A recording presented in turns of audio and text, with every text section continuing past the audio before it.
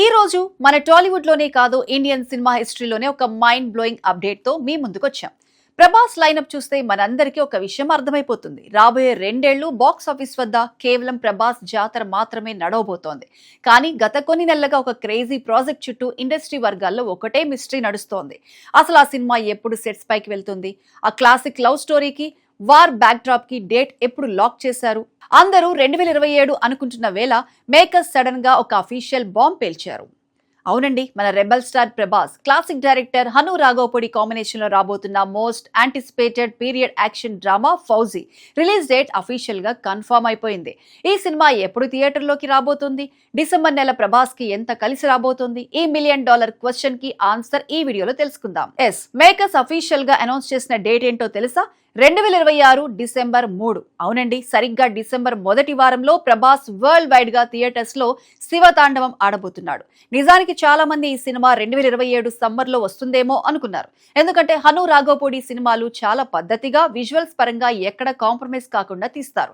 దానికి తోడు మైత్రి movie makers ఈ సినిమాను ఎక్కడా బడ్జెట్ లిమిట్స్ లేకుండా చాలా గ్రాండ్ గా నిర్మిస్తున్నారు. కానీ డిసెంబర్ 3ని లాక్ చేయడం వెనుక చాలా పెద్ద మాస్టర్ ప్లాన్ ఉంది. టాలీవుడ్ కి డిసెంబర్ ఫస్ట్ వీక్ అనేది ఒక లక్కీ చామ్ లాంటిది. గతంలో పుష్ప గానీ సలార్ గానీ డిసెంబర్ విండోలోనే వచ్చి బాక్స్ ఆఫీస్ వద్ద 100 కోట్ల విధ్వంసం సృష్టించాయి.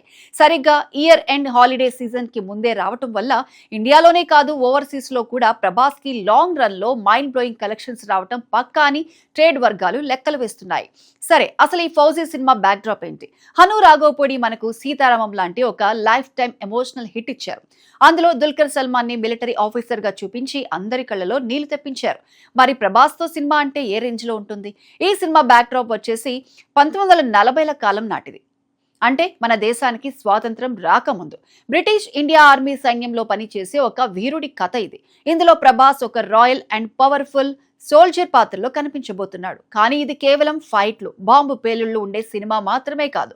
దేశభక్తితో పాటు Hanu mark heart touching love story కూడా ఇందులో ఉండబోతోంది. యుద్ధ భూమిలో పుట్టిన ఒక అమర ప్రేమికుడి కథగా ఈ సినిమా స్క్రీన్ ప్లే ఉండబోతోందని టాక్. ప్రభాస్ కటౌట్ కి బ్రిటిష్ ఆర్మీ కాస్ట్యూమ్స్ పడితే థియేటర్స్ లో ఫ్యాన్స్ కి పూనకాలే. ఇక ఈ సినిమాలో మరో మెయిన్ హైలైట్ ఏంటో తెలుసా? మన హీరోయిన్. అవునండి, ఈ సినిమా పూజా కార్యక్రమాల అప్డేట్ రాగానే సోషల్ మీడియాలో ప్రభాస్ పక్కన ఉన్న అమ్మాయి ఎవరు అని అందరూ గూగుల్లో వెతకడం స్టార్ట్ చేశారు. తానే Instagram dance sensation beautiful Imanvi. నిజంగా ఒక కొత్త అమ్మాయికి, అది కూడా మన రెబల్ స్టార్ పక్కన ఫస్ట్ మూవీలోనే హీరోయిన్ ఛాన్స్ రావటం అంటే మామూలు విషయం కాదు. హను రాఘవపూడికి హీరోయిన్ ని చాలా అందంగా ఒక దేవతలా చూపించే అలవాటు ఉంది. సీతారామంలో మృణాల్ ఠాకూర్ ని ఎంత క్లాసిక్ గా చూపించాడో మనం చూసాం. ఇప్పుడు ఇమాన్వి కూడా అదే రేంజ్ లో స్క్రీన్ ప్రెజెన్స్ ఇవ్వబోతోంది. ప్రభాస్ రగ్గడ్ ఆర్మీ లుక్ కి ఇమాన్వి ట్రెడిషనల్ క్లాసిక్ లుక్ కి మధ్య వచ్చే సీన్లు థియేటర్స్ లో విజిల్స్ ఫీస్ట్ అవ్వబోతున్నాయి.